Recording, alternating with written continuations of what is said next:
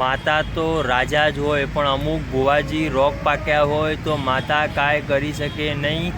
એવો જ આજે એક ઉદાહરણ હું તમને આપીશ અને લાઈવ પરચો પણ બતાવીશ અને લાઈવ વાત પણ કહીશ અને કમેન્ટ પણ શો કરીને કહીશ કે આ કમાલપુરના મેરડી માતાના ભુવાજીએ મોદી સરકારને ચેલેન્જ આપી, પણ એના પછી એમને નીચે કમેન્ટના અંદર ઘણું બધું સાંભળવું પડ્યું.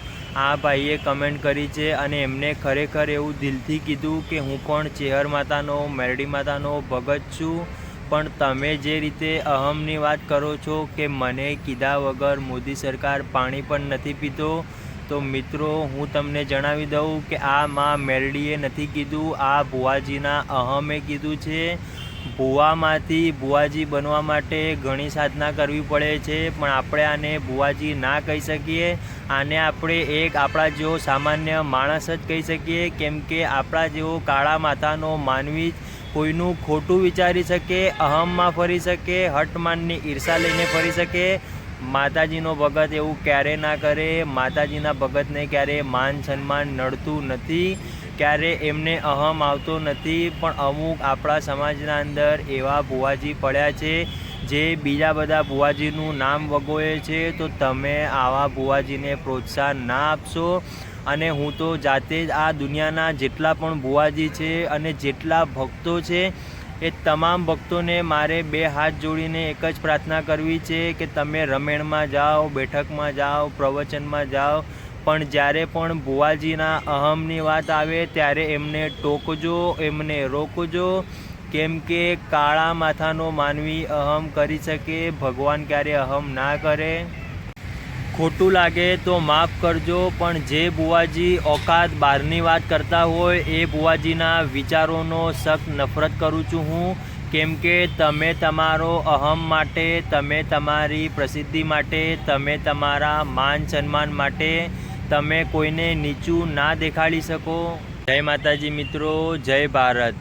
મને આજે બહુ જ ક્રોધ આવે છે અને આ ક્રોધ આવવાનું કારણ હું જાતે જ છું, કેમ કે મને પણ એક અહમ નડે છે અને આ અહમ એટલા માટે નડ્યો કે આ ભુવાજી પોતાના મનમાં ભગવાન સમજી બેઠા છે. તો મિત્રો તમે મારો વિડીયો ધ્યાનથી જોજો, કમેન્ટના અંદર જરૂર લખજો કે આવું આ ભુવાજીએ કરવું જોઈતું હતું કે નહોતું કરવા જોઈતું. તમે દુનિયાના સાનિધ્યમાં જાવજો, પણ મારા વિડીયોના માધ્યમથી તમે ઘણું બધું શીખજો અને આ વિડીયોના માધ્યમથી જે ભુવાજી આપણે મેરડી માતાના ભુવાજી છે એ ભુવાજી સુધી આ વિડીયો પહોંચે અને એમનો અહમ ઓગળી જાય, એટલા માટે તમે આ વિડીયોને વધુથી વધુ શેર કરજો. પોતે પણ મહાદેવનો ભક્ત છું, પણ મને ક્યારે અહમ નથી. હું ક્યારે મોદી સરકારને એવું ના કહી શકું કે હું મહાદેવની પૂજા કરું છું, તમે જીતી જશો.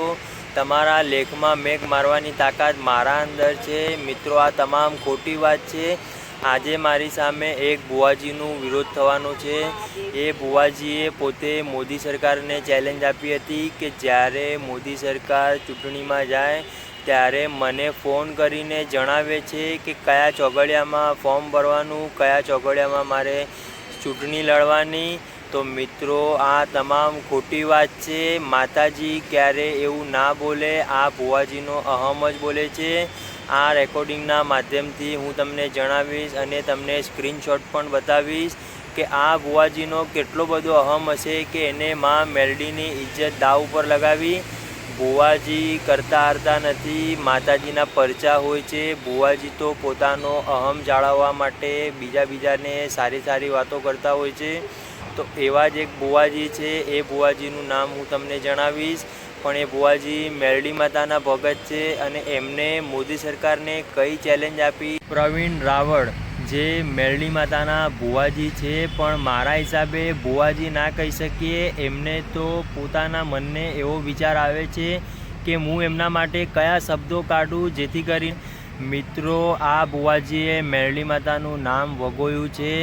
તમે લોકો જે વિરોધની વાત કરો છો, હું તમને પહેલાં પણ કહેતો આવ્યો છું કે વિરોધ તો થવાનો જ છે, પણ તમે એવા સાનિધ્યના અંદર જજો કે તમારું કામ થાય, તમને વિશ્વાસ બેઠે અને ભુવાજી ખરેખર માતાજીના કીધે રહે અને માતાજીનું આજ્ઞાનું પાલન પાડે તેવા જ ભુવાજી જોડે જજો. આ ભુવાજી જોડે જે મેરડી માતાનું નામ દઈને ધૂણતા એવું કીધું કે મોદી સરકારને જ્યારે ફોર્મ ભરવું હોય ત્યારે મારી પરમિશન લેવી પડે છે। તો મિત્રો એમનો અહમ બોલે છે, માતાજી ક્યારે એવું ના બોલે। એવી જ રીતે ખુખાર મેરડીના સાનિધ્યમાં પણ વિરોધ થાય છે। તો મિત્રો વિરોધ થવાનું કારણ હું તમને જણાવું કે જ્યારે પણ કોઈ બુવાજી પોતાનો અહમ ના ઓગાળી શકતા હોય, કોઈ બુવાજી માતાજીના ઉપરવટ જાય, કોઈ બુવાજી પોતાના મનમાં ભગવાન સમજી બેઠે, તો એવા બુવાજીનો વિરોધ કરજો। એવા બુવાજીને વિજ્ઞાન દાતા પાસે લઈ જજો અને એવા બુવાજીનો સંગ ના કરશો। એવા બુવાજી જોડે મળવાનું બંધ કરી દો। એવા બુવાજીની માનતા ના રાખશો। એવા બુવાજી જોડે કોલ રેકોર્ડિંગ ના કરશો। એવા બુવાજી જોડે ઘરમાં ખાવા પીવાની વસ્તુ ના લાવશો। એવા બુવાજીને લીંબુ નારિયેળની કોઈ પણ વિધિ ના કરશો। એવા બુવાજીના ઘરે કોઈ પણ બાધા રાખવા ના જશો। એવા બુવાજીનો દોરો તમારા હાથમાં ના બાંધશો। ઘણા બધા પ્રોબ્લેમ છે, આવા પ્રોબ્લેમ આપણે આપણા જાતે જ સોલ્વ કરી શકીએ છીએ। કેમ કે જે બુવાજી પોતાના મનમાં ભગવાન સમજી બેઠે એ બુવાજી નહીં, એનું અહમ બોલે છે।